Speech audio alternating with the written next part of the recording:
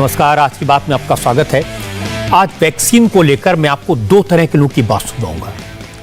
एक वो जो कहते हैं कि कोरोना वैक्सीन लगवाने से मौत हो सकती है इसलिए वैक्सीन नहीं लगवाएंगे, और दूसरे वो जो कहते हैं कि मरना तो एक दिन सबको है इसलिए वैक्सीन लगवाकर क्या फायदा। यानी एक वो जिन्हें मौत का डर है इसलिए वैक्सीन नहीं लगवा रहे, और दूसरे वो जिन्हें मौत का कोई डर नहीं है इसलिए वैक्सीन नहीं लगवाएंगे। सरकार जाहिर है इन दोनों तरह के लोगों से परेशान है, उन्हें समझाने की कोशिश की जा रही है। कोरोना की रफ्तार कम हो चुकी है, कोरोना काबू में है, इसलिए अब लोग कोरोना को लेकर लापरवाह हो गए हैं, बेखौफ हो गए हैं, और इसी चक्कर में सरकार डर रही है क्योंकि सरकार को पता है कहीं ये गलती भारी न पड़ जाए। आज ये बात इसलिए सामने आई क्योंकि आज महाराष्ट्र सरकार ने सुपरस्टार सलमान खान का एक पुराना वीडियो फिर से जारी किया। इस वीडियो में सलमान खान लोगों से कोरोना वैक्सीन लगवाने की अपील करते हुए दिखाई दिए। तो पहली नजर में लगा कि वैक्सीनेशन की रफ्तार तेज करने के लिए महाराष्ट्र की सरकार ने ऐसा किया। सलमान खान के करोड़ों फैंस हैं, उनकी बात का असर होता है, इसलिए सरकार ने सलमान का वीडियो फिर से जारी कर दिया। लेकिन पता चला यह पूरा सच नहीं है। यह सही है कि सरकार वैक्सीनेशन की रफ्तार को बढ़ाना चाहती है, लेकिन मुश्किल यह है कि मुस्लिम इलाकों में तमाम कोशिशों के बाद भी लोग वैक्सीन लगवाने को तैयार नहीं हो रहे। इसलिए अब सरकार ने मौलानाओं और सेलिब्रिटीज की मदद लेनी शुरू की है। उलेमाओं से अपील जारी करने की गुजारिश की गई है, और इसी कड़ी में सलमान खान का वीडियो एक सेलिब्रिटी के तौर पर जारी किया गया। अब सवाल यह उठा कि सिर्फ मुस्लिम इलाकों में वैक्सीन की रफ्तार कम क्यों है। तो मैंने पता किया, इंडिया टीवी के संवाददाताओं से बात की।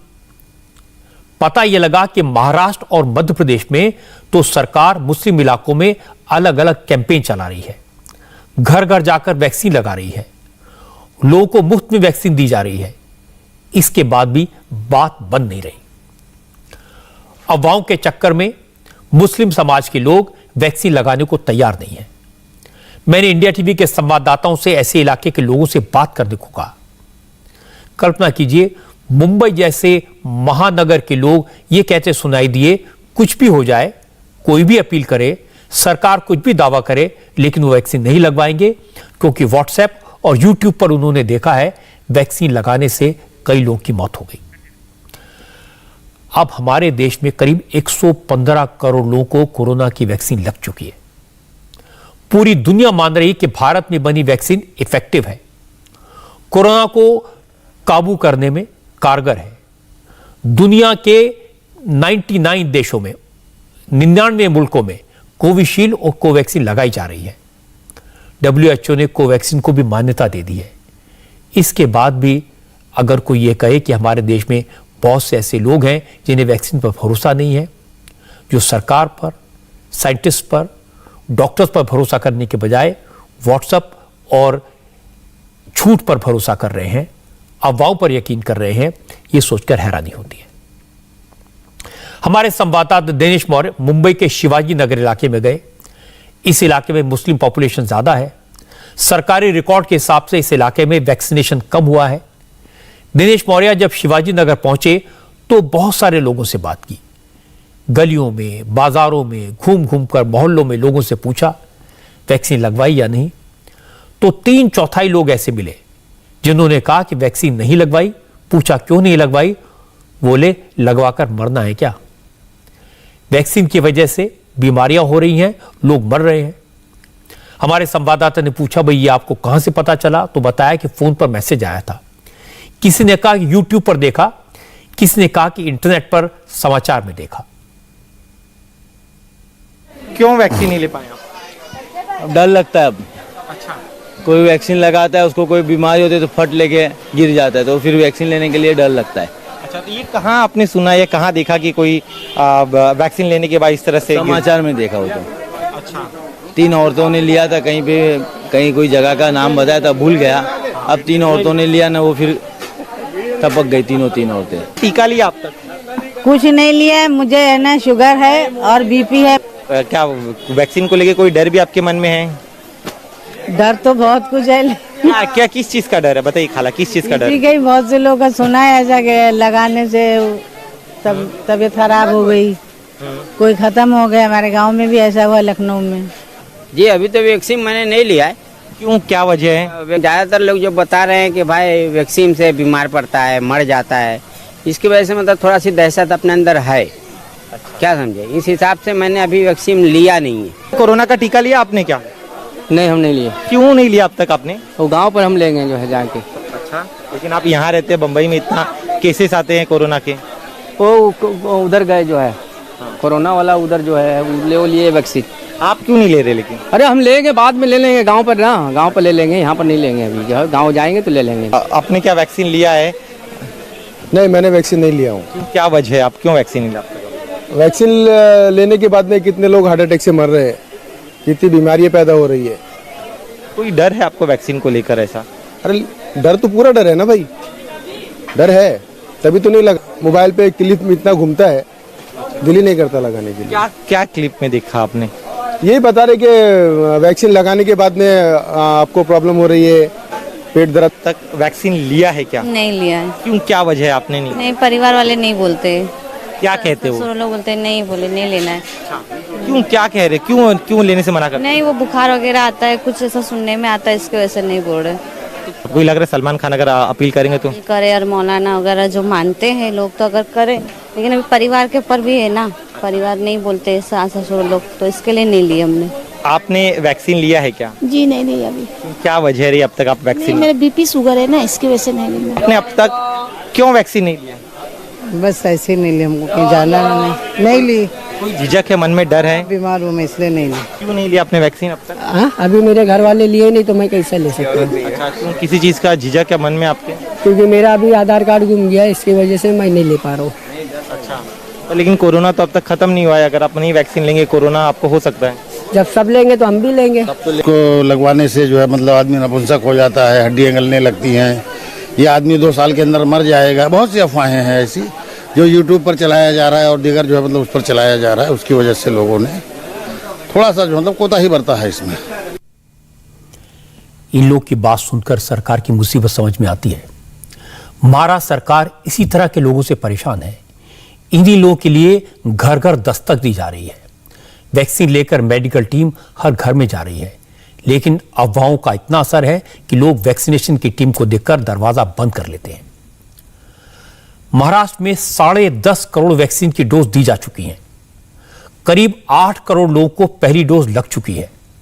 सरकार चाहती है कि नवंबर के महीने में महाराष्ट्र के सभी 12 करोड़ लोगों को कम से कम पहली डोज लग जाए, लेकिन लोगों की बात सुनकर यह टास्क पूरा होना मुश्किल लग रहा है। इसीलिए सरकार परेशान है और वाकई में प्रशासन के सामने मुसीबत बहुत बड़ी है। जिन लोगों की बात आपने सुनी वो तो कह रहे थे कि वैक्सीन लगवाकर मरना है, मर जाएंगे, हार्ट फेल हो जाएगा, हड्डियां गल जाएंगी। लेकिन कुछ ऐसे लोग भी मिले जिन्होंने कहा कि मरना है ये तो निश्चित है, तो फिर वैक्सीन क्यों लगवाएं? वैक्सीन नहीं लेनी है अपने को ऊपर वाले के अलावा किसी को ऊपर भरोसा नहीं है। इसको भी घेर में लेने गए अपन ले लेंगे, लेकिन वैक्सीन नहीं लगवाएंगे। सब ऊपर वाले का देन है। ऊपर वाला मौत हो गया, तुम कहीं से भी कोने में छिप जाओगे तो तुमको मौत ढूंढ के मारेगी। कैसा वैक्सीन? हाँ, देश को बेच रहे। अगर सलमान खान बोलेंगे तो आप वैक्सीन लगा? कोई सा भी बोले, सलमान खान, शाहरुख खान, कोई सा भी बोले, यहाँ का भाई भी बोलेगा ना तो भी नहीं लगवाऊंगा। मर जाऊंगा लेकिन लगवाऊंगा नहीं। ये बोल लेना, याद कर लेना, पहले मैं बोल रहा हूँ। इतनी बीमारियां हैं हिंदुस्तान के अंदर और किसी चीज का फिक्र नहीं, एक ही चीज का फिक्र है, वैक्सीन के ही खाली। इतनी गुर्बत आ गई, आदमी भूखे मर रहे, उसका फिक्र नहीं है, खाली भी यही वैक्सीन का ही फिक्र है। कह रहे कि अब कोरोना अब तक खत्म नहीं हुआ, अगर वैक्सीन नहीं लगाएंगे। कोरोना है किधर जो खत्म होएगा? जो होएगा कोई चीज तो खत्म होएगा, है किधर? लोगों की जाने गई हैं। जाने तो ऐसा रोज एक्सीडेंट से हजारों मरते थे, अभी तो कम मर रहे हैं। कोरोना कोरोना नहीं आएगा। इन्नल्लाह माँ साबिर, अल्लाह के ऊपर भरोसा रखो। तुम भगवान के होगे तो भगवान पे भरोसा रखो, कुछ नहीं होएगा। हाँ, ये बीमारी का निकला था, ये नहीं बोलते कि नहीं निकला था। अल्लाह आपको भी अच्छा रखे, उसको भी। उनको पूछो ना कैसे बेटा। डर, कोई डर है आपको वैक्सीन लेने का? कोई डर है? हाँ, मुझे डर लगता सुई से। सुई नहीं लेती बाबा, बाकी तुमको जो बोलने का बोलो, मैं करूँगी, तैयार हूँ। मौलाना बोलेंगे तो भी नहीं लेंगे। मौलाना भी हमारे बाप की तरह है। नहीं, गलत नहीं बोलूँगी। मौलाना हमारे बाप की तरह। हमारे बाप मर के 20 साल से ज्यादा हुआ, 22 साल। हमारी माँ मर के 30 साल से ज्यादा हुआ। तभी आप नहीं मानेंगे, तभी नहीं। अब ऐसे लोग को कौन समझाएगा जो कह रहे हैं कि जिसको गियर में लेना है ले लेंगे लेकिन वैक्सीन नहीं लगवाएंगे, मर जाएंगे लेकिन वैक्सीन नहीं लगवाएंगे। तो फिर कोई भी कहे, कोई भी अपील करे, वो किसी की नहीं सुनेंगे। लेकिन बहुत से ऐसे लोग हैं जिन्हें अगर समझाया जाए, उनके डर को निकाला जाए, वैक्सीन को लेकर जो झूठे दावे किए गए हैं उनकी सच्चाई बताई जाए, तो शायद वो वैक्सीन लगवाने के लिए तैयार हो जाए। इसीलिए आज महाराष्ट्र के हेल्थ मिनिस्टर राजेश टोपे ने कहा कि मुस्लिम इलाकों में कोरोना वैक्सीन को लेकर झिझक दिखाई दे रही है। मुस्लिम इलाकों में वैक्सीनेशन को लेकर बहुत सारी अफवाहें फैलाई गई हैं। उनका असर है, क्योंकि लोग सरकारी अफसरों और मेडिकल डिपार्टमेंट की टीम पर भरोसा नहीं कर रहे हैं। इससे सरकार लोगों की गलतफहमी को दूर करने के लिए मौलवियों और सेलिब्रिटीज की मदद ले रही है। आमचं टार्गेट आहे की नोव्हेंबर एंडपर्यंत पहिली डोस आपण कुठल्याही परिस्थितीत महाराष्ट्रामध्ये पूर्ण करत आहोत। मुस्लिम बांधवांच्या काही गावांमध्ये, काही वस्तींमध्ये सुद्धा आता नक्कीच मोठ्या पद्धतीने वेग आलेला आहे। पण काही ठिकाणी जर लोकांचा गैरसमज असेल तर तो गैरसमज दूर करण्याच्या दृष्टिकोनातून आम्ही प्रयत्न करत आहोत। त्यासाठी घर घर दस्तक आणि मिशन कवच कुंडल यांच्या माध्यमातून प्रत्येक घरामध्ये जाऊन आम्ही त्या ठिकाणी समजावून सांगण्याचा प्रयत्न करत आहोत। आणि एक नक्कीच आहे की शेवटी त्या समाजातल्या कोणी सेलिब्रिटीज किंवा धर्मगुरू किंवा मौलवीज यांनी जर सांगितलं तर अधिक प्रभाव त्याचा पडत असतो। आणि म्हणून सुद्धा सेलिब्रिटी सलमान खान यांचा सुद्धा यांनी जे काही लसीकरण करून घेतले स्वतःचं आणि त्यांचा सुद्धा एक व्यवस्थित व्हिडिओ तयार करून आपण लोकांमध्ये पाठवत आहोत। महाराष्ट्र में हालात बड़ी मुश्किल से काबू में आए हैं। कोरोना के मामले में महाराष्ट्र नंबर 1 पर है। अब तक महाराष्ट्र में 66,25,000 से ज्यादा लोगों को कोरोना वायरस हो चुका है। इनमें से 1,40,000 से ज्यादा लोगों की मौत हुई है। आज भी महाराष्ट्र में कोरोना के 886 नए मामले सामने आए, जबकि 34 लोगों की मौत हुई। इसलिए खतरा तो है। सरकार इस खतरे को और कम करने की कोशिश कर रही है, लेकिन सरकारी तंत्र पर अफवाहें भारी पड़ रही हैं। इसीलिए सरकार ने अब मौलवियों और सेलिब्रिटीज की मदद लेने का फैसला किया। और जैसे ही राजेश टोपे ने कहा कि सरकार के अफसरों ने सलमान खान से बात की है, उनका वीडियो लिया है, इसके थोड़ी देर बाद सलमान खान का वीडियो सामने आया। असल में वीडियो 26 जून का है, करीब 5 महीने पुराना। उस वक्त बीएमसी की अपील पर सलमान खान ने अपना ये वीडियो रिकॉर्ड करके दिया था। बीएमसी ने इसे अपने ट्विटर हैंडल पर डाला भी था, लेकिन उस वक्त चूंकि कोरोना की सेकेंड वेव कम होना शुरू हो गई थी, लोगों में खौफ था, लोग खुद वैक्सीनेशन सेंटर की तरफ भाग रहे थे, भीड़ ज्यादा थी, सरकार मैनेज नहीं कर पा रही थी, डोजेस कम थी। इसलिए उस वक्त बीएमसी ने सलमान खान के वीडियो को ज्यादा प्रचारित नहीं किया। अब लोगों में कोरोना का डर कम हो गया है, अफवाहों का असर पड़ गया है, लोग वैक्सीन लगवाने के लिए आगे नहीं आ रहे। इसलिए अब सरकार ने फिर से सलमान खान का वीडियो जारी किया। पिछले 1.5 वर्ष से पूरी दुनिया में कोरोना वायरस ने कोहरा मचा रखा है। एक के बाद एक कोरोना की लहर आ रही है। एक बात साबित हो गई है कि कोरोना को रोकने के लिए वैक्सीन ही सबसे असरदार हथियार है। जहां एक और सरकार पूरे देश को जल्द से जल्द वैक्सीन दिलाने के लिए हर संभव कोशिश कर रही है, और दूसरी ओर वैक्सीन को लेकर कुछ अफवाहें और गलत बातें भी फैलाई जा रही हैं, जिससे लोगों के मन में वैक्सीन को लेकर आशंका पैदा हो रही है। सबसे पहले मैं लोगों से अपील करना चाहता हूं कि कोरोना वैक्सीन को लेकर गलत बातें ना फैलाएं। और दूसरी बात, हमें ये समझना होगा कि वैक्सीन लगाकर आप अपने आप को ही नहीं बल्कि आपके परिवार, समाज और देश को भी सुरक्षित रखने में योगदान दे रहे हो। इसलिए मैं आप सभी से हाथ जोड़कर गुजारिश करता हूं कि कोरोना का टीका यानी कि वैक्सीन जल्द से जल्द लगाएं, मास्क पहने, हाथों को नियमित रूप से धोएं और सोशल डिस्टेंसिंग बनाए रखें। आए इस देश को कोरोना मुक्त बनाने में योगदान दें। जय हिंद। महाराष्ट्र की सरकार को लगता है कि सलमान खान की अपील का असर होगा। मुस्लिम धर्मगुरु मौलाना और उलेमा भी मानते हैं कि मुस्लिम इलाकों में कई तरह की अफवाहें फैलाई गई थी, कई तरह की बातें कही गई थी। इसी वजह से मुस्लिम इलाकों में लोगों के मन में वैक्सीन को लेकर कई तरह के भ्रम है, डर है। उलेमा कह रहे हैं कि मस्जिदों से अब अपील की जा रही है, लोगों को समझाया जा रहा है कि वैक्सीन लगाने से कोई नुकसान नहीं है, जिससे ऐसे लोगों पर बहुत असर हुआ है। कुछ इलाकों में, कुछ जगहों पे गलत फहमियां लोगों के अंदर में डाली गई, और लोगों के जरिए से, सियासी पार्टियों के जरिए से भी और कुछ लोगों के जरिए से भी। एक तो पहली गलत फहमी ये थी कि भाई उसके अंदर में कुछ पिग के कुछ मामला चीज़ें लगी हुई हैं। दूसरा एक पहलू ये था कि नहीं, उसको लेने के बाद मर जाएंगे 2 साल के अंदर में। ये एक डर और खौफ का जो माहौल बनाने की कोशिश की गई है, उन तमाम कोशिशों को तोड़ दिया गया है। अब हर जगह पर, हर इलाके में हमने पूरे हिंदुस्तान का दौरा भी किया है, और मुसलसल 1.5 महीने से दौरे के बाद अभी आया हूं बॉम्बे में, तो हमने यहाँ पर भी और पूरे हिंदुस्तान में भी एक अवेयरनेस फैलाने की जरूर कोशिश की है कि वो लोग जो वैक्सीन से दूर रह रहे थे, अब उनके दिलों में वो डर खत्म हो रहा है। मस्जिद में भी, जलसे जुलूस में भी, उसके अलावा घर घर पहुंच करके भी तमाम लोगों को ये अवेयर कराया गया कि आपकी जिंदगी से बढ़कर कुछ भी नहीं है। आपको जिंदा रहना है तो आपको वैक्सीन लेना है, और जिन लोगों ने भी वैक्सीन लिया है उसके ऊपर बीमारियों के असर कम हो गए। ऐसी बात को देखते हुए लोगों को भी अंदाजा होने लगा कि यकीनन हमें वैक्सीन लेना चाहिए। हम ख़ास तौर पर मुसलमानों से ये अपील करना चाहते हैं कि वो ज़्यादा से ज़्यादा वैक्सीनेशन करवाएं, और ख़ास तौर पर आपके चैनल के ज़रिए जो है वो अइम्मा मसाजिद से अपील करना चाहते हैं, मस्जिदों के इमामों से, कि वो अपने मेंबरों से वैक्सीन लेने के लिए लोगों को बेदार करें। आपने ये डर किस तरह क्या सोशल मीडिया के जरिए फैलाने की कोशिश की? क्योंकि नहीं, कोई डर नहीं है, वैक्सीन के ताल्लुक से कोई डर नहीं है। वैक्सीनेशन हो रहा है, लोगों की लापरवाही से वो नहीं पहुंच पा रहे हैं, बाकी वैक्सीन के लिए कोई ऐसी अफवाह नहीं है।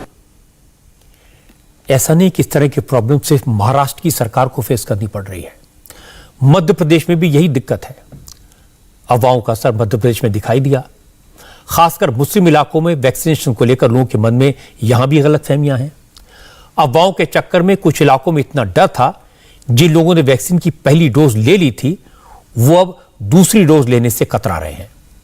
हमारे संवाददाता अनुराग मेहताब भोपाल के सकलैनी मस्जिद इलाके में गए, उन्होंने मुस्लिम समाज के लोगों से बात की। अनुराग को मस्जिद के बाहर सबसे पहले जो शख्स मिला, उसने वैक्सीन की एक भी डोज नहीं लगवाई थी। उससे पूछा कि वैक्सीन क्यों नहीं ली, तो उसने कहा जब कुछ है ही नहीं तो क्यों लगवाऊं, वैक्सीन से लोग मर रहे हैं। हालांकि मस्जिद में मौजूद दूसरे लोगों ने कहा कि अब हालात बदले हैं, समाज के जिम्मेदार लोगों की अपील के बाद मुस्लिम समाज के लोग भी वैक्सीन लगवा रहे हैं। हमें इस वक्त राजधानी भोपाल के सकलेनी मस्जिद इलाके में बात करने की कोशिश करते हैं तमाम लोगों से। मस्जिद के बाहर वैक्सीन लगवाई? नहीं लगवाई। वैक्सीन नहीं लगवाई? नहीं लगवाई। दूसरा डोज? नहीं, एक भी डोज नहीं लगवाया। एक भी डोज नहीं लगवाया? एक भी डोज नहीं लगवाया? क्यों नहीं लगवाया? सर बहुत पब्लिक मर रही है अभी, डोज लगवा। कौन मर रही है? यहाँ अभी मैं पूछूंगा तो सबने लगवाया। नहीं, ऐसा कुछ नहीं, बहुत मर भी रहे हैं। कोई जरूरी थोड़ी है क्या बीमार नहीं होंगे तो लगवाएंगे, बीमारी नहीं है तो क्या मतलब है डोज लगवाने से? तो क्यों नहीं लगवाया? मेरी मर्जी सर, मेरे को कोई प्रॉब्लम नहीं है। तो क्यों मर्जी भाई? सब कह रहे हैं, आपके मस्जिद से भी धर्मगुरु लोग अपील करते हैं, तमाम जितने भी बड़े लोग हैं उन्होंने किया। मेरे को नहीं लगवाना, मेरे को डर लगता है, मर रहे हैं। क्यों डर लगता है? क्या सुना? बहुत लोग मर रहे हैं इस चक्कर में। सरकार भी कह रही है। सरकार के अब उसको लगवाए, सरकार लगवाए खुद। ये लोगों ने अफवाह उड़ा दी थी, और जो समझदार लोग थे अफवाह उड़ाई थी, इससे लोग मर जाते हैं, इससे बीमारी हो जाती है, लोगों को किडनी फेल हो जाती है, बहुत सी अफवाहें। मगर जब लोग जो मुस्लिम समाज के जिम्मेदार हैं उन्होंने लगवाई, पहल करी, तो लोगों ने उनको देख के सबने लगवाई। क्या ऐसा रीजन था जो बहुत कम लोग अभी भी कह रहे हैं, जैसे कि 80% लोगों ने ही लगवाई है? मुझे भी एक अभी यहाँ पे कयाम करके मिले, उन्होंने दोनों डोज नहीं लगवाए हैं। क्या वजह है, क्यों इतना? देखिए क्या है, मुस्लिम समाज में थोड़ा तालीम की कमी है। जो वैक्सीन नहीं लग रहा था, इसके लिए एक भय का माहौल, एक टीम एक अलग से काम कर रही थी लोगों को डराने के लिए। अच्छा। हाँ, एक उसमें विपक्ष के रूप में या कोई ऐसा मुस्लिम समुदाय में, उसमें तालीम की कमी होने की वजह से एक टीम अलग से काम कर रही थी। साहब अगर ये वैक्सीन आपने लगा लिया तो इससे आदमी नमर्द हो जाएगा, या इससे अपनी लाइफ जो 2 साल की रह जाएगी। वैक्सीन से ऐसा कोई नुकसान नहीं है, तो वहम फैलाया हुआ था। कुछ तो लोगों का बहकावा भी था, बाकी ऐसा कुछ नहीं है, अच्छी चीजें लगवा सकते हैं। अफवाहें तो फैली, वहम तो हुआ, लेकिन इस सब के बावजूद आज ही मध्य प्रदेश में 14 लाख से ज्यादा वैक्सीन डोज लगाई गई हैं। अब मध्य प्रदेश में कुल 7,75,00,000 डोज दी जा चुकी है। वैक्सीनेशन के मामले में मध्य प्रदेश का रिकॉर्ड अच्छा है। कुल पॉपुलेशन 7.5 करोड़ है, जिसमें से 5 करोड़ से ज्यादा लोगों को पहली डोज लग गई है और 2.5 करोड़ लोगों से ज्यादा लोगों को दोनों डोज लग चुकी है। लेकिन मुस्लिम इलाकों में वैक्सीन की रफ्तार स्लो है, धीमी है। हालांकि सरकार की कोशिशों से इन इलाकों में लोग वैक्सीन लगवाना शुरू कर रहे हैं। आज अनुराग अमिताभ भोपाल की बिस्मिल्ला कॉलोनी के वैक्सीनेशन सेंटर में गए। वहां मुस्लिम महिलाएं वैक्सीन लगवा रही थी। इन महिलाओं ने कहा कि पहले अफवाहों के कारण डर लगता था, लेकिन अब तो ज्यादातर लोग वैक्सीन लगवा चुके हैं। मस्जिदों से ऐलान भी हो रहा है, तो डर कम हुआ है।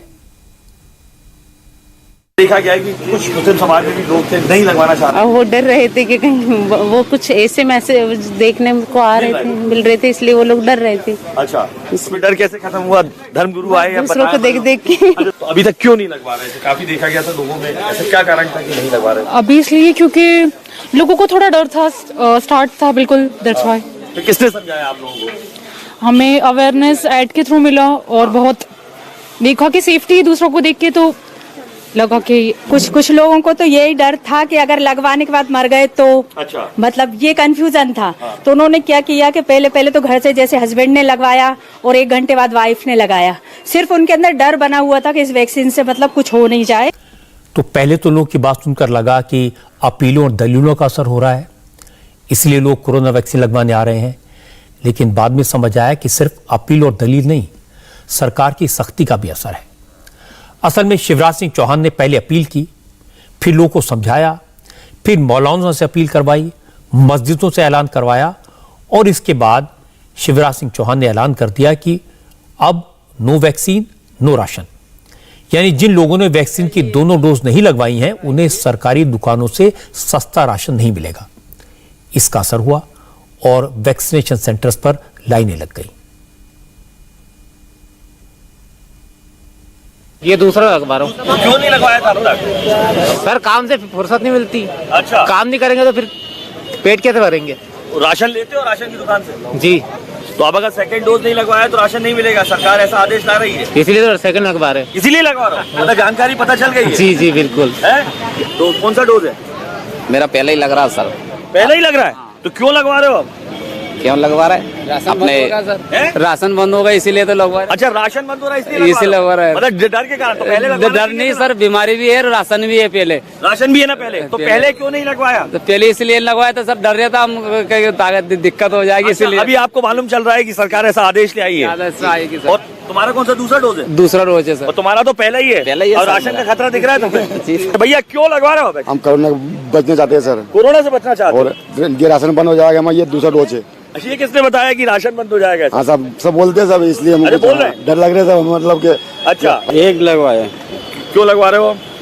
इसी के लिए, कोरोना के लिए और किसी के लिए। कोरोना के लिए लगवा रहे हो? और क्या कारण? बोलता है कि कुछ भी नहीं मिल पाएगा कुछ। अच्छा, ये बोल रहे हैं? कौन बोल रहा है? लोग, दुनिया बोल रहे हैं। जो लोग वैक्सीन लगवाने से डरते हैं, उनसे मैं कहना चाहता हूं कि वैक्सीन आपका सुरक्षा कवच है। पूरी दुनिया में जिस जिस देश में लोगों ने वैक्सीन कम लगवाई, जहां जहां कम लोगों का वैक्सीनेशन हुआ, वहां सबसे ज्यादा मौतें हुई हैं। रोमानिया इसका एक बड़ा एग्जाम्पल है। यूरोप के कई देशों में यही हाल है। और दूसरी बात यह कि हमारे देश में आज के दिन तक 38 करोड़ से ज्यादा लोगों को वैक्सीन की दोनों डोज लग चुकी हैं और 37.5 करोड़ से ज्यादा लोगों को एक डोज लग चुकी है।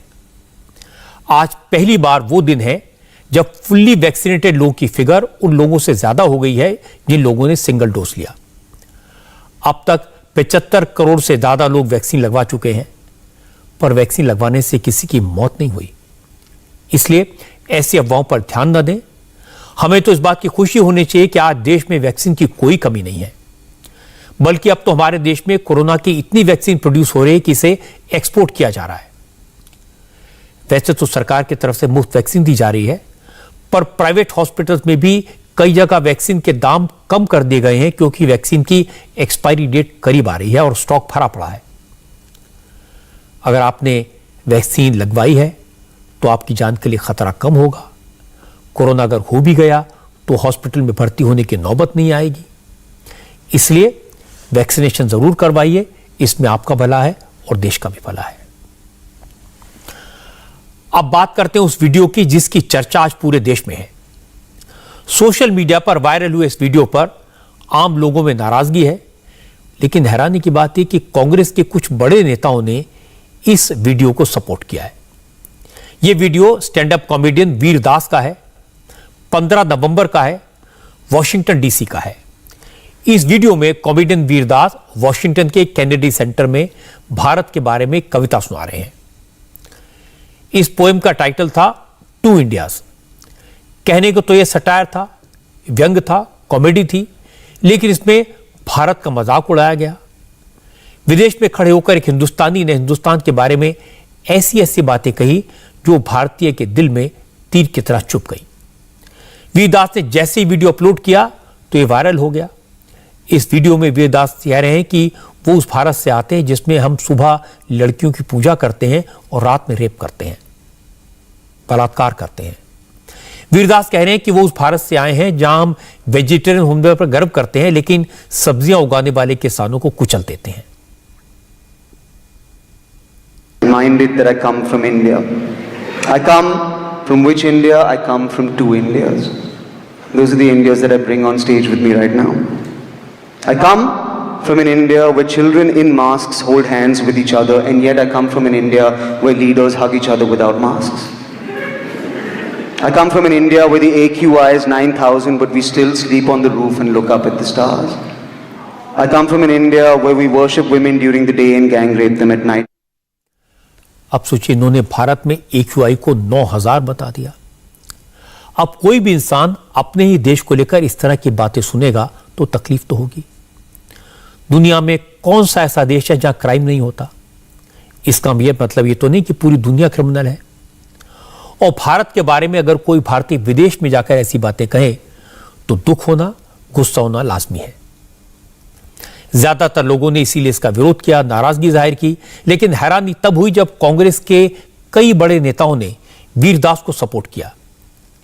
यह वीडियो तो कल से चर्चा में था, लेकिन इसे ज्यादातर लोगों ने इग्नोर किया। लेकिन जब दिग्विजय सिंह, शशि थरूर और कपिल सिब्बल जैसे बड़े नेताओं ने देश का अपमान करने वालों को सपोर्ट किया तो यह वीडियो आज फिर चर्चा में आया। इस पर बहस हुई। सबसे पहले दिग्विजय सिंह ने वीरदास की कविता में को कमेंट किया। दिग्विजय ने इसे शानदार सटायर बताया और फिर यह लिखा कि एक इंडिया ऐसा है जो लूटता है और दूसरा इंडिया वो है जिसे लूटा जा रहा है। इसके बाद शशि थरूर ने वीरदास की पोएम का जिक्र किया। शशि थरूर ने लिखा, एक stand up comedian stand up का असली मतलब जानता है और इस स्टैंड अप का मतलब मार धाड़ नहीं बल्कि नैतिकता है। शशि थरूर ने ट्वीट में आगे लिखा कि वीरदास ने 6 मिनट के वीडियो में टू इंडिया को लेकर करोड़ों लोगों के मन की बात कह दी और बता दिया वो किस इंडिया से ताल्लुक रखते हैं। शशि थरूर के बाद कपिल सिब्बल मैदान में उतरे। उन्होंने ट्विटर पर लिखा, इसमें कोई शक नहीं कि इंडिया दो तरह का है, लेकिन हम नहीं चाहते कि कोई भारतीय उस दूसरे इंडिया के बारे में दुनिया को बताए। कपिल सिब्बल ने आगे लिखा कि ये हम इंटॉलरेंट हैं, हिपोक्रिटिकल हैं, दकियानूसी हैं। I come from an India where we claim to be divided over Bollywood on Twitter and yet are united by Bollywood in the darkness of a theatre. I come from an India where we bleed blue every time we play green, but every time we lose to green, we turn orange all of a sudden. I come from an India where our music is बहुत hard, but our sentiments are बहुत soft. I come from an India where people sleep outside on the road, outside the club, but man, 20 times a year the road. लेकिन आज कांग्रेस के एक और senior leader Abhishek Manu Singhvi ने party line से हटकर बात की। उन्होंने वीरदास की कविता का विरोध किया। अभिषेक मनु सिंघवी ने लिखा कि कुछ लोगों के बुरे कामों को लेकर हमारे देश को पूरी दुनिया के सामने बदनाम करना सही नहीं है, ये जायज नहीं है। इसके बाद अभिषेक सिंघवी ने लिखा कि वो लोग जिन्होंने गुलामी के दौर में पूरी दुनिया के सामने हमारे देश को सपेरों और लुटेरों का देश बताने की कोशिश की थी, वो आज भी मौजूद है। हालांकि कपिल सिब्बल, दिग्विजय सिंह जैसे कांग्रेस के नेताओं ने जब इस तरह के ट्वीट किए तो बीजेपी ने इस पर आपत्ति जताई। राहुल गांधी से सवाल पूछे। बीजेपी के आईटी डिपार्टमेंट के इंचार्ज अमित मालवीय ने कहा कि राहुल को ये बताना चाहिए कि कांग्रेस बार बार ऐसे लोग के साथ क्यों खड़ी होती है जो देश का अपमान करते हैं। देश में कई जयचंद रहे हैं और विदेश में जाके देश की बुराई करना ये कोई पहली बार ऐसा हुआ हो नहीं है, लेकिन कांग्रेस पार्टी के आला नेता एक ऐसे व्यक्ति के बयान को जायज ठहरा रहे हैं जो विदेश में जाके भारत के खिलाफ बयान दे रहा है, और वो बयान भी तथ्यात्मक नहीं है, शुद्ध रूप से पॉलिटिकल है। उसमें कॉमेडी या व्यंग जैसी कोई चीज़ मुझे नहीं दिखाई देती। लेकिन क्या हिंदुस्तान को विदेश में बर्बाद करने वाले लोगों के साथ कांग्रेस पार्टी आज खड़ी हुई है, ये बड़ा सवाल खड़ा होता है। और ऐसा क्यों होता है कि बार बार जब भी कोई विदेश में हिंदुस्तान के खिलाफ बयान करता है तो राहुल गांधी की पार्टी के आला नेता उन बयानों का समर्थन करने लगते हैं। वीरदास कॉमेडियन होने का दावा करते हैं, लेकिन भारत में सुबह महिलाओं को पूजा जाता है और रात में लड़कियों का रेप होता है, इसमें कौन सी कॉमेडी है? आमतौर पर मैं मानता हूं कि सोशल मीडिया पर वायरल हो रहे इस तरह की वीडियो को इग्नोर कर देना चाहिए, लेकिन जब इस पर सियासत शुरू हो गई, कपिल सिब्बल ने इंटॉलरेंस और हिपोक्रेसी की बात की, तो मैंने वीरदास का ये पूरा वीडियो देखा, 6 मिनट की उनकी पूरी कविता सुनी। ये कॉमेडी तो कहीं से भी नहीं है, इस पर हंसी तो कहीं से भी नहीं आती। यह समझ में जरूर आया कि वीरदास ने अमेरिका में यह कविता क्यों पढ़ी और कांग्रेस के नेताओं ने इसे हाथों हाथ क्यों लिया। पहली बात यह कि हिंदुस्तानियों के टॉलरेंस का इससे बड़ा सबूत क्या हो सकता है कि एक भारतीय कॉमेडी के नाम पर पैसा कमाने के लिए विदेश जाकर देश को अपमानित करे, और वो भी बिना किसी डर के। वीरदास के इस वीडियो को करीब 15 लाख व्यूज मिल गए हैं। इससे उनको पैसा तो मिल जाएगा, लेकिन इज्जत चली गई। दूसरी बात है, कांग्रेस ने इसे सपोर्ट क्यों किया? कांग्रेस के नेता उस जमात में शामिल हैं जो सरकार के खिलाफ बोलने वाले हर शख्स के लिए तालियां बजाते हैं बिना सोचे। जो भी लेफ्ट और कांग्रेस की लाइन पर कुछ बोलता है, भले वो देश के खिलाफ हो, कांग्रेस के नेता उसे नरेंद्र मोदी के खिलाफ मानकर खुश होते हैं, उसे सपोर्ट करने लगते हैं, और आज भी यही हुआ। लेकिन देश का मजाक उड़ाने वाले लोगों को, विदेश की सरजमी पर अपने देश को बदनाम करने वालों को अभिव्यक्ति की आजादी के नाम पर कुछ भी कहने की छूट नहीं दी जा सकती। हमारा देश, हमारा स्वाभिमान सबसे ऊपर होना चाहिए। आज गुजरात से हैरान करने वाली खबर आई। गुजरात में बड़े पैमाने पर गरीब आदिवासियों का धर्म परिवर्तन कराने वाले रैकेट का पर्दाफाश हुआ। गरीब आदिवासियों को पैसे, मकान और शादी का लालच देकर इस्लाम कबूल करवाया जा रहा था। हमारे संवाददाता निर्णय कपूर ने बताया कि भरूच जिले के जिस गांव में कुछ साल पहले एक भी मुसलमान नहीं था, अब वहां 100 से ज्यादा लोगों ने इस्लाम कबूल कर लिया है। 37 आदिवासी परिवारों का धर्म परिवर्तन करा दिया गया है। अब गांव में मस्जिद बन रही है और कब्रिस्तान भी बन गया है। निर्णय ने बताया कि आदिवासियों का धर्म परिवर्तन 1-2 दिन में नहीं हुआ, यह सिलसिला कई साल से चल रहा था। अब मामला इसलिए सामने आया क्योंकि एक ऐसे व्यक्ति ने शिकायत की जिसने खुद इस्लाम कबूल किया था। इस व्यक्ति की शिकायत के बाद पुलिस ने 9 लोगों के खिलाफ केस दर्ज किया। इनमें से 4 लोगों को अरेस्ट भी कर लिया गया है। निर्णय कपूर जब इस गांव में गए तो पता चला कि अजीत अब अजीज हो गया है, प्रवीण सलमान बन गया है। पहले एक फैमिली कन्वर्ट हुई, फिर धीरे धीरे ब्रेन वॉश करके 37 परिवार इस्लाम कबूल कर चुके। निर्णय ने उस प्रवीण बसावा से बात की जो पहले सलमान बन गया था। प्रवीण ने बताया कि गरीब गांव वालों को पैसे, पक्के मकान और इस्लाम कबूल करने पर दूसरी शादी कराने का वादा किया गया। प्रवीण ने बताया कि धर्म परिवर्तन के नाम पर विदेश से पैसा आता है, लेकिन ज्यादातर पैसा मिडिलमैन, बिचौलिए हड़प कर जाते हैं। गरीब आदिवासियों से वादे तो बड़े बड़े किए जाते हैं, लेकिन एक बार कलमा पढ़ लिया तो फिर 1,500 रुपए और थोड़ा सा अनाज देकर भगा दिया जाता है। हमारे जो आदिवासी गांव है 37 फैमिली को अभी बना दिया है, 100 के ऊपर संख्या है, वो पूरे फंस चुके हैं बेचारे। उनको अनाज दिया जाता है, नौकरी की लालच दी जाती है, वो दूसरी शादी भी करवा देंगे, ऐसी सब लालच में ऐसा हो रहा है सब। आपको किस तरह से कन्वर्ट किया गया, किसने आपको अप्रोच किया था, क्या कहा था आपसे? वो अब्दुल अजीज भाई ने ऐसा कहा कि वो सनातन धर्म में कुछ नहीं है, हम आग में जा रहे हैं, उस धर्म में आ जाओ, इस्लाम धर्म में वही सच्चा रास्ता है, वही आपको जन्नत में ले जाएगा, ऐसा सब कुछ कहा गया। और मैंने बोला कि ठीक है, सही है। फिर मेरे को पता चला कि वो हमारे नाम पे बिजनेस हो रहा है। ये जो बाकी के गांव वाले हैं जो कन्वर्ट हो चुके हैं, उनसे कोई संपर्क है आपका? वो क्या कह रहे हैं आपसे? नहीं, अभी तो हमें दूसरों लोगों से धमकियां मिल रही है कि सरपंच साहब का वो देखा जाएगा, तुमको भी देख लेंगे। जो बातें प्रवीण ने बताई उन्हें गांव के सरपंच ने कंफर्म किया। कांकरिया गांव के सरपंच ने बताया कि काफी वक्त से उनके गांव में लालच देकर धर्म परिवर्तन करवाने वाला गैंग एक्टिव है, लेकिन चूंकि पहले कोई शख्स सामने आता नहीं था इसलिए पुलिस कार्रवाई नहीं कर पाती थी। लेकिन अब फॉर्मल कंप्लेंट हुई है, पुलिस के पास सबूत है, विक्टिम है, इसलिए एक्शन हो रहा है। वालों ने कई बार इनका विरोध किया, फिर भी ये लोग बच जाते थे क्योंकि इसके खिलाफ कोई पुरावा नहीं मिल रहा था, इसलिए। तो आपने क्या पहले कोई फरियाद वगैरह की थी इस एक्टिविटी के खिलाफ? हाँ, की है, गांव वालों ने की है। ये जो मुस्लिम लोग बाहर से आते हैं और यहाँ के गांव के जो है वो मिलके लोगों को धर्मांतरण करा रहे हैं। हाँ, वो पैसे और अनाज, मकान बना की लालच दे रहे थे, इसलिए जो गरीब परिवारों है वो इनकी बातों में आ जाते थे और इस्लाम कबूल कर लेते थे।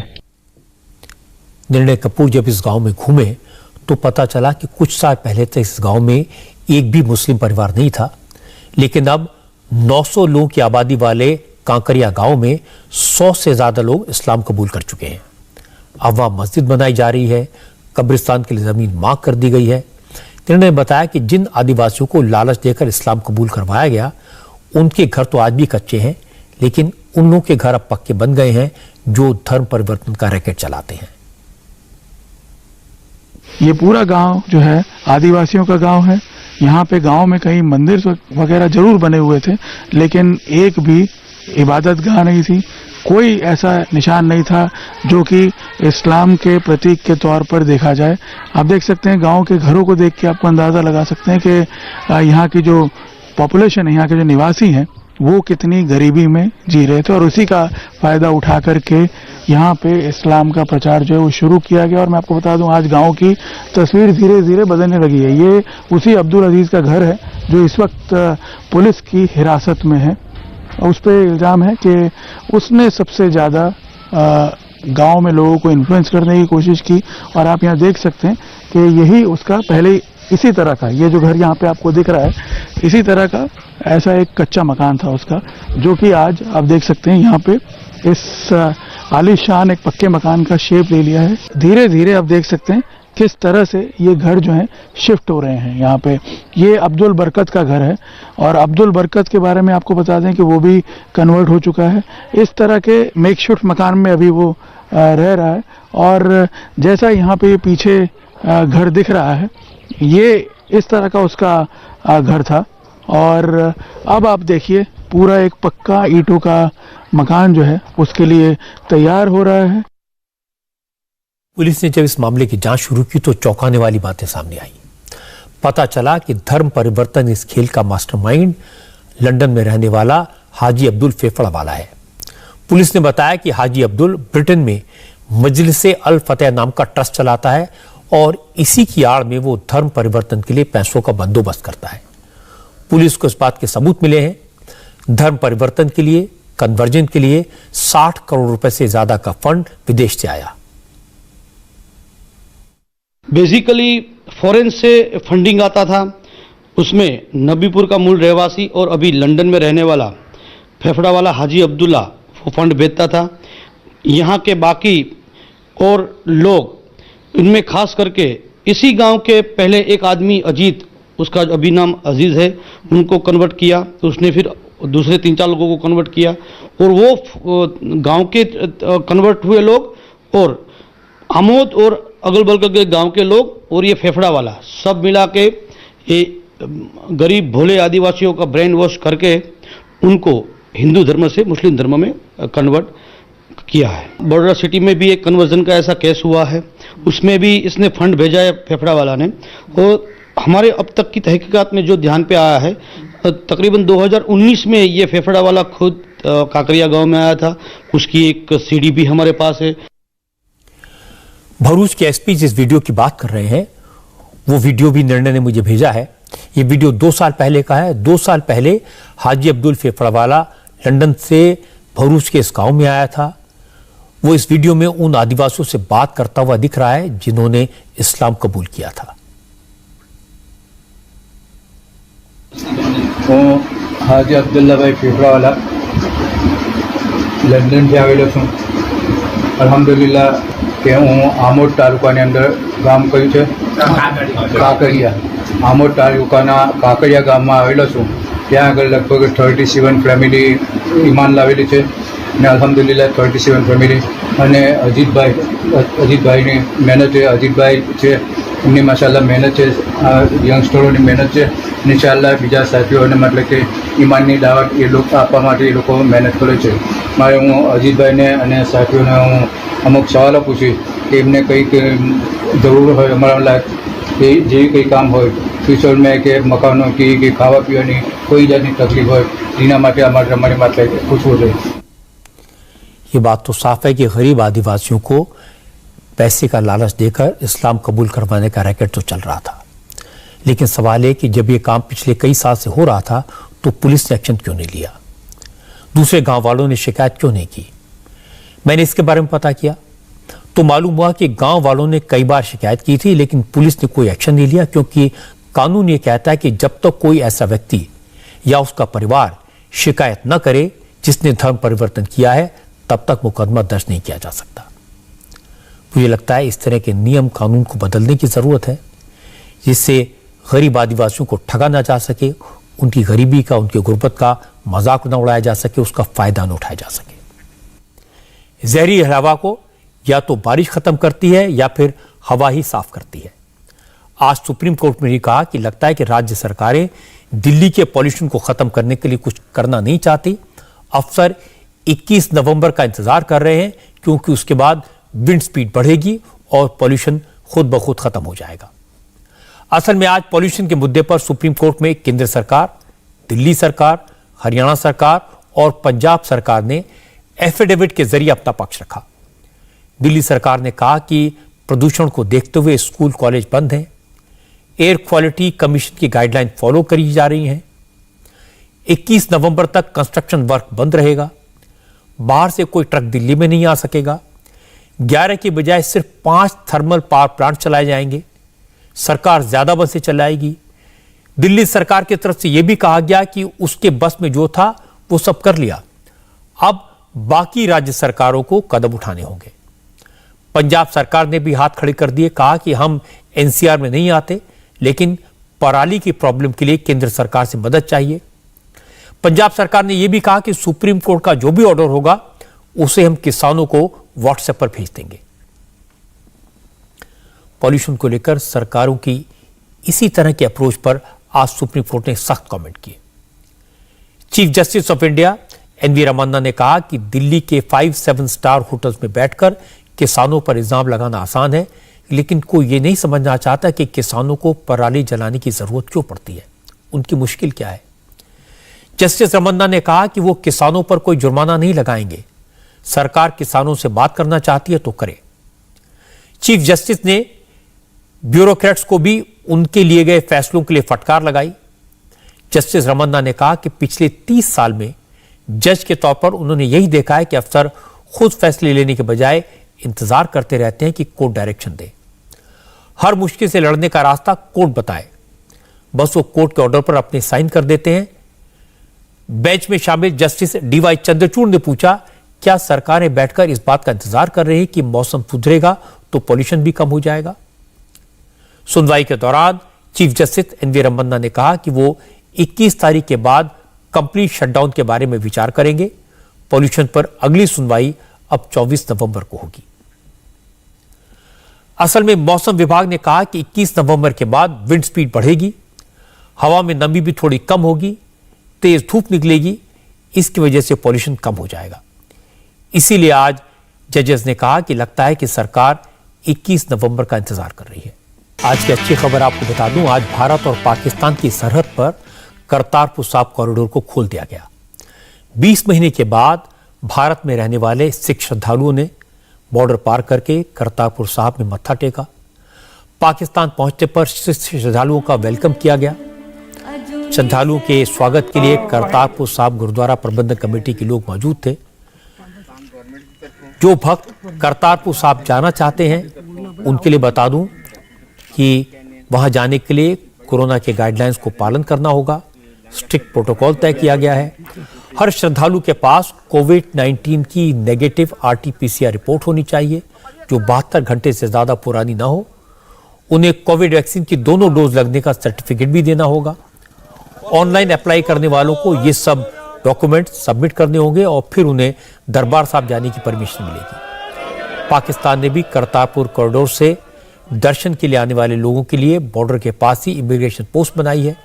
यहां पहुंचने पर हर श्रद्धालु का कोविड-19 रैपिड एंटीजन टेस्ट किया जाएगा। इंडिया टीवी हर वक्त हर जगह डाउनलोड करने के लिए सर्च करें India TV news Google play store या ऐप स्टोर पर।